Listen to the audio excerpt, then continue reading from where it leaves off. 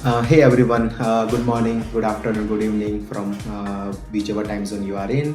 Thank you so much for joining me today in this session. My name is Advait Patel and I work as a senior site reliability engineer at Broadcom. Today I'm excited to be a part of this amazing conference Agents in Production 2025. And today I'm going to walk you through the topic that is becoming more and more important and relevant in the era of LLM. Topic is how to stop AI agents from quietly draining your cloud budget. So let's dive in. Okay, a little bit about me. Quick intro. I specialize in AI ops, cost optimization, and cloud infrastructure. I'm also involved with IEEE as a I chair conferences, I review papers, I review journal articles, and I try to stay active in the community with these activities. I have also written a couple of books on IAM and GCP security, and I speak at conferences like ISACA, SANS, Cloud Summit, Blue Team Con, and more. You can find all those details on my LinkedIn profile. Also, this session, the today's session pulls from real life lessons that I have learned working with cloud native AI systems and LLM agents. So, to get started, we have all seen this shift, right? AI agents are becoming more popular. They are like literally everywhere these days. They are showing up in your data pipelines, your security monitoring, or your automation bots, and wherever it is, you just name it. They are meant to automate your workloads, your day-to-day operations. They are meant to make decisions on behalf of the human. They are also and save us time and money as well.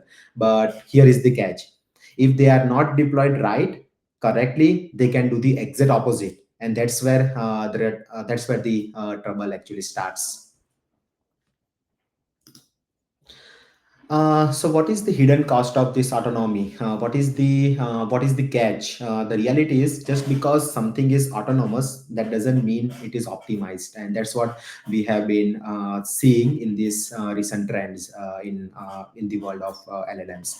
I have seen AI agents fire off thousands of API calls, as Dimitri just mentioned. API calls, they spin up GPU instances, and those instances we don't even need, right? Or they probably loop infinitely just because someone missed a condition, just someone because missed a condition check, right? One recent survey that I would like to brought up is that survey said that around 30% of Gen AI workloads blow past budget. And it's usually not because the model was too powerful, or the model was too optimized, or the model was doing everything, but it's because someone forgot to put the brakes on. That was the reason. I know it sounds silly, but this is what it is when we talk about the cost, and when we talk about this LLM generated era. So what is the if we talk about the root cause, and probably if we dive deeper, we can see a few things that are common mistakes, that are probably the reason why companies start splitting their cloud cost.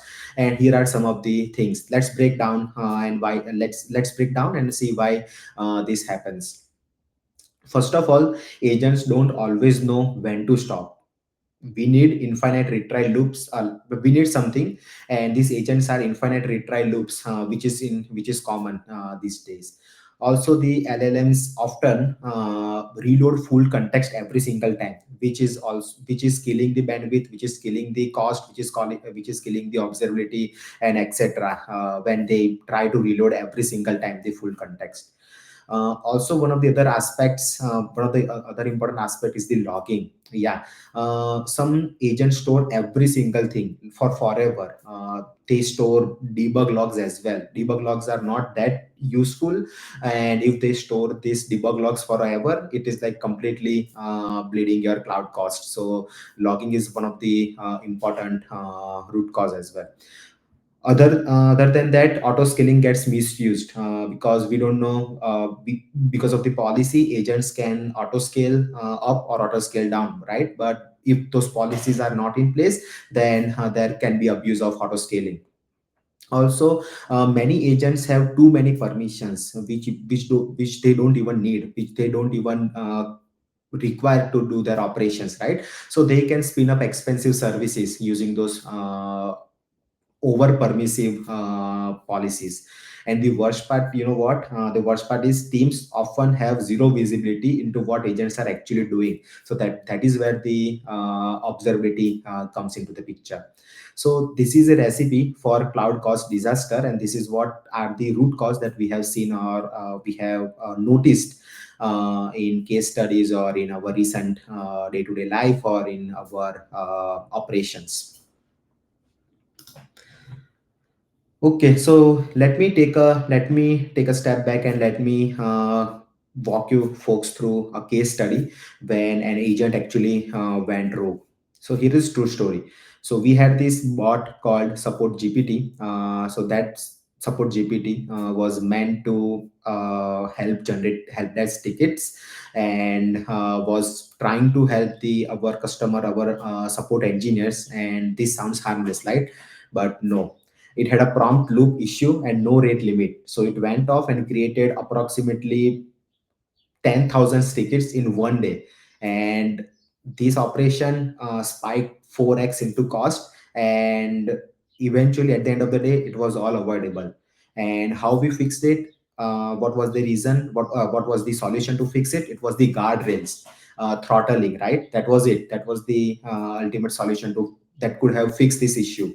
A simple control would have saved thousands of dollars for the company, for the team, and that could have been easily avoidable. What is the cloud native strategy to rein in cost, right? So what we can do about it, and here is the playbook. Here is something that we can try to implement, we can try to do. And this is probably some very lightweight and simple architecture that we can try to implement. So let's start with uh, first and very simple thing, which is to put limits in place. Whether it is CPU, whether it is memory, whether it is concurrency, whatever it is, put limits in place for each and every resources that the agent is using, or the your automation is using. Also, the second thing is use cost alerts. Whatever you are implementing, always have observability, or always have visibility into those metrics, such as for example, AWS and GCP. They both have default metrics into them. So definitely it is advisable to use and to have your eyes in whatever the automation, or whatever the agent is doing, or automating the workload. Also, before you before you start using any agent, put your agents into sandbox environment. Give them kill switches. Use circuit breakers. Use policies so that your agents don't go rogue. Also, before you put your agent into production, run cost simulations before launch. Run like multiple varieties of cost simulators. Use cost simulators. Use existing tools. If you are in cloud environment, use their explorer before you run your agents in production, or in any of the environments, because those simulator will like won't give you the exact amount of the resources, or exact amount of cost that it will use, but it will give you some range. It will give you some idea about how your cost picture looks like. Also, tag and label your agents so you know who owns what.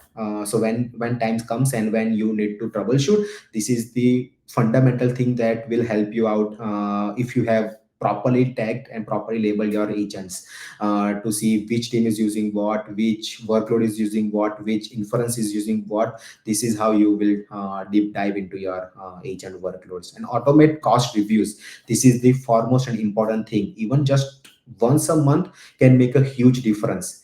Uh, At my team, we are doing cost reviews bi-weekly. That is where our sprint timelines are. And for the longer and for the lengthy workload, we are also doing cost reviews nightly, using the tools and using the by default tools that is coming from with the GCP and AWS. So definitely, you don't have to just deploy your agents and let them do whatever they want to do. But also, if you start reviewing those cost budgets, and if you start reviewing those cost statements, you will get to know more about how they are bleeding and what they are bleeding and what is the exact time they are using the cost more and less. So that's why you can build your or change your schedules accordingly. And this isn't about fancy tools, but if you think properly, it is about discipline. You don't have to use like third party tools, or you don't have to use like spend money on using tools. But if you implement your guardrails, if you implement your schedule by looking at the multiple reviews and simulation and alerts, you will get to know that this is more about being in disciplined environment. So let's talk about AI aware cost optimization framework, right? So I will I like to use a simple framework I call as track, throttle, train, and terminate. Four T's, that it's easier to remember that way. So okay, let's talk about each in detail. Track what your agents are doing. You don't have to just trust them blindly, but using correct observability, using correct logs, using correct alerting, you need to track what they are doing in real time. Also, throttle their execution. Don't give them unlimited power. Don't give whatever they don't need, but give them only. Let's start with zero trust architecture, right? Only give them what they are absolutely need, and then you can adjust the permissions. It's not like you cannot change anything, but start with least amount of resources, and then give them power or give them access on what they need to execute their tasks or to execute their workflow. Also, train them to be efficient. So that is where your reviews, that is where your schedule will come in place. You know this, okay, this execution takes this amount of resources, this amount of time. So based on those learnings, you can create your agents to be more efficient, so that they can use those resources in a particular time frame, or they can use those resources in a particular way that can also help your cost overall. Also, another thing is terminate. You don't need all the resources up and running every time. Terminate anything that is idle, that is orphan, or that is misbehaving, right? Because we usually overlook those resources which are like which are died, right? We are like, okay, they are died, they are not consuming any resources, they are not contributing to cost, right? But that is a misconception. So terminate anything that are not in use, that are misbehaving, or that are misconfigured. So that loop, just those four steps can prevent about 85 to 90% of cost leaks if you perform them in a particular way. So that's how I remember those four T's every single time when we talk about cost optimizing our agents or workflows. So to give you an idea and picture about how you can implement this using what and tools and technologies. So here are a few that I recommend. We use Terraform as our infrastructure as a service provider, and Terraform has some really nice cost estimation plugins that you can use, that you can inject in your pipeline or in your code, that can give you some nice overview about the estimation that this workflow or your agent can take. Also, there are tools like FinOps.ai, Cast.ai, or KubeCost, which helps you track usage and optimize. KubeCost in particular will give you the overall picture about your Kubernetes environment and your Kubernetes usage and your container resource utilization, etc. So you can use these tools and get your understand your usage and optimize them as well. For observability, which is also one of the important features or one of the important aspects of tracking everything. We use or I recommend Prometheus or Grafana, and also Wavefront. They all are great depending on your workload, depending on your requirement use case. You can use any of these tools to get an eye on your workflow or agent. These tools are great if you have the access, and if not, you can explore other options as well. And also, don't sleep on the built-in tools. If you are in cloud, GCP's recommender system, AWS's compute optimizer are actually useful if you set them up right. So it's not like you have to buy in or purchase third-party vendors licenses. But if you are on cloud, any cloud, they have like really nice recommender tools which are back in the backend. They are using machine learning and ML AI algorithms to give you the exact projection and the exact estimate about the workload. So this is the bare minimum thing that you can get started with. And if you need more, if you are more complex side, you can start exploring other third party or other vendor tools. But these are bare minimum that you can at least get started with, that comes with your cloud providers. So let's talk about agent guardrails with policy as code, right? Now this one is a game changer. Policy as code. We use Open Policy Agent or OPA or GCP's policy tools to enforce these rules. If I give an example, uh, we block agents from speeding up GPUs unless they are explicitly allowed. So by default, we are saying, okay, no more GPUs unless someone comes up with some specific permission, or someone comes up with specific need, then only those agents will create these GPUs. Otherwise, there is no need for the agent to spin up any GPUs in any case or for any workload, because GPUs are way, way, way expensive than we think. Also, we can also implement a policy to limit what roles they can assume or what actions they can take. So basically, don't trust the agent to do the right thing, but enforce it with code. That way, you know what that way you are coding the agent and giving them instructions about what they can do and what they cannot do, and they cannot overcome, or they cannot misbehave if policies are in place. They cannot go above those policies that are restricting their permissions or the access. Here is the example. Here is the sample Terraform code, which is implementing the policy, and use like similarly this you can policy as you can implement as many policy as you want. Basically, just make sure that those agents are behaving correctly and not doing anything that they should not. So how to build those budget smart agents, right? If you are building agents from the scratch, or maybe if you are fine tuning them, here is what helps that I have seen.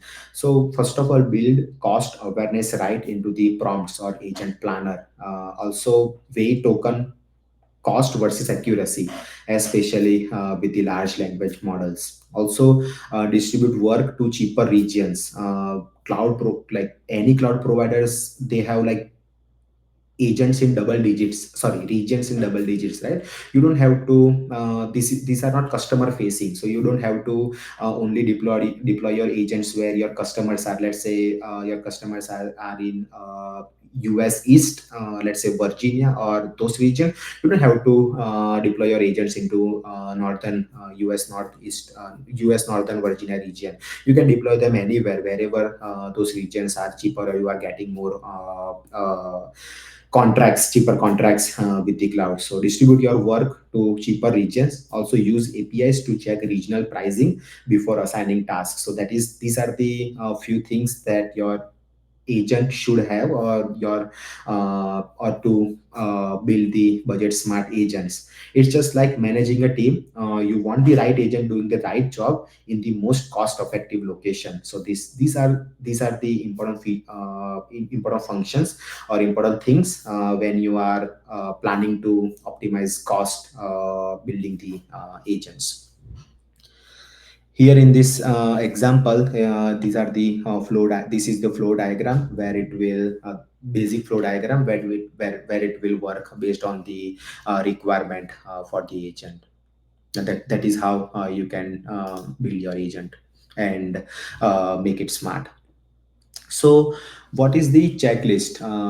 What is the checklist before deploying the agents, right? Because you need to make sure that you are ready to actually push it into the production or in any environment. Even if you push it into sandbox, still you will bleed cost. It's not like if you put your agent into sandbox or dev environment, it's cost free. That's not how it is. So before you push anything to prod, go through this checklist. Let's start with CPU and memory limits. Are they in place? Okay, check done. Then let's go into the next checklist, which is rate limits and retries configured. Logging retention set, or is it dumping everything? You need to make sure that retention periods are set. The log rotation policies are set so that the logs are not stored forever, and they are rotated by time to time. Also budget alerts turned on. Also is there a kill switch? If you can't answer yes to all five, you are taking a big risk. So these are the five checklist items that I tend to make sure that everyone is following this. And then based on your requirement, based on your use case, you can add more items, checklist items that can help you and your team saving more cost. But these are the fundamental or primary checklists that I usually take a look at. So, what is the future outlook? How like where we are headed to, and what is next? I think we will see more FinOps agents that optimize themselves. Also, I hope to see more artificial intelligence, machine learning, and cloud ops team start working much closer together. So it's not like one team's responsibility or another team's responsibility, but it's a shared responsibility model where teams work together and share the tasks and rely on each other. Agents will collaborate to make budget based decisions for sure. And we will start training agents using reinforcement learning, not just for performance but also for cost control. So basically, I think the time in the future times, AI will be managing AI itself, but we need to get the foundations right first, and that is why those checklists, those root causes are very important to get started with. So, what are the final thoughts before we log off from today? So, what are the final thoughts to wrap up? AI agents are powerful. That is no doubt in it. But without boundaries, they are very dangerous. You need to implement guardrails around them so that they don't go rogue. They don't start making things crazy. Most budget issues aren't like they are not tech related issues, but they are visibility and governance issues. With right visibility and with right permissions, you can fix them. And final but not the last thing, don't wait until an agent runs wild. Always build guardrails now and not later, because smarter agents need smarter boundaries as well. So that's it from my side. Thank you so much for joining me in this session. I hope this probably gave you a few practical takeaways. And if you would like the slides or policy templates or anything or want to connect, I'm on LinkedIn. My LinkedIn handle is Advait Patel 93. I appreciate your time and happy to take any questions if there are any. Thank you. Oh, there are questions. There's already questions in the chat, which is a good sign. I've got a ton of questions because this is one of the topics I am very passionate about. And I imagine people are going to be asking questions now that we've finished the talk. First things first, the questions from the chat. And later I will be a bit selfish and ask my question. Simple one for you. What is the source of that first graph that you shared, the hidden cost of autonomy? It was the LLM. I just give the data to LLM and it was generated by them. Oh, okay. But where did you get the data? I will share the source in the chat. Perfect. Yeah, share that in the chat. Next up, we've got a question from Tenmei. How do you think about using the two-layer strategy? Number one, make the LLM not overthink via a prompt. And number two, an API layer which checks and notifies the LLM that if it's reaching the limit, that urgency and calmness also makes it think well, plus it hard locks so the API is not triggered. Probably, I already forgot the first question because the second question was longer. Can Basically, you? it's saying, "Hey, here's a potential like design pattern, right?" If Mhm. I'm understanding the question correctly, and it's saying that you've got these two layers. The first layer is just making sure that the LLM is not overthinking by stating it explicitly in the prompt. And then the second layer is you're guarding with an API, and then you're notifying the LLM if it's reaching its limit of like thinking or doing too much, I think. And that's how I understand it. But for sure, if Tenmei, you want to correct me on anything, feel free to jump in the chat and say it. Yeah, so that is why that is where the context is important, right? You don't want to remove the context from the LLM, but also you don't want to take the LLM use all those context even if they need, right? So that is where you can use those throttlings, and that is where you can use those rate limits to give the proper context to the LLM so that it doesn't think over so that it doesn't think too much or doesn't overthink it. At the same time, it's not creating context every single time. So that's where those throttlings policies come in place. And coming back to the API question, the APIs are always tricky because basically, as a human, we can make decisions based on the situations, based on the different cases that are being thrown to us, right? But Yeah. LLMs are only doing stuff that they are asked to do.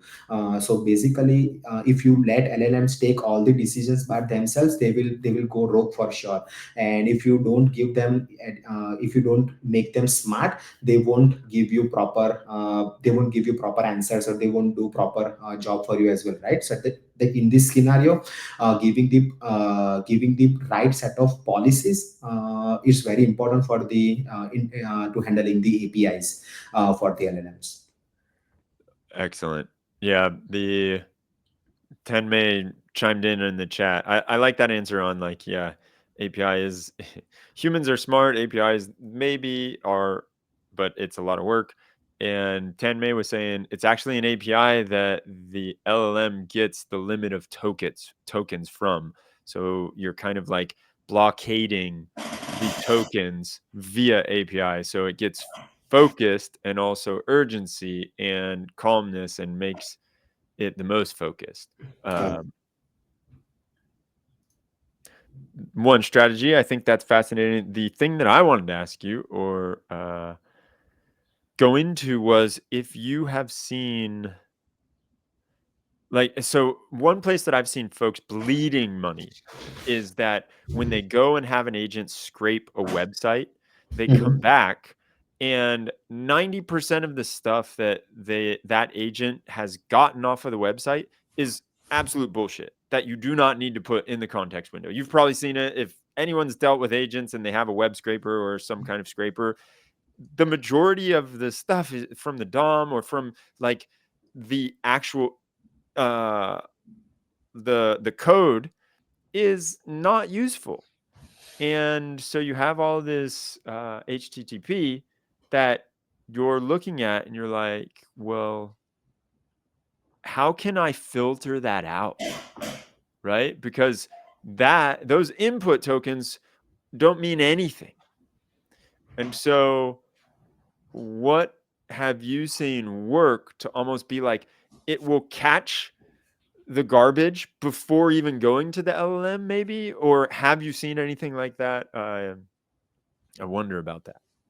Yeah, definitely, and it happens all the time. It's not like just the web scrapers, but again, if you look at any single thing, because LLMs, they tend to grab whatever we have designed them to design them in the back end, right? So they don't know this is garbage and this is not the garbage. Basically they are like, okay, I need to scrap everything and I will need to inject everything, right?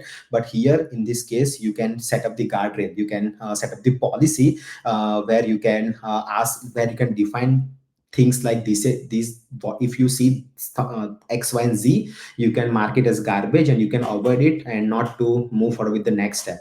So that's what you can try to control by setting up the right policy. Otherwise, if you don't set up the policy, it will take up everything, and it will go to the next step and it will inject it into the LLM. Dude, this was great. As Keith in the chat said, Keith said something, but also we've got somebody in here in the chat. Who was it? Clarence was saying this was his favorite talk of the day, and you just saved a bunch of people a bunch of money. So good on you. Thank you so much. It's like learning things, gaining experience, but at some cost. Yeah, hopefully not too much. And Nothing that's comes why it's great free. to learn from you, because we don't have to also assume that cost, and we'll just let you take it. So come back when you have more of your learnings and we can continue this.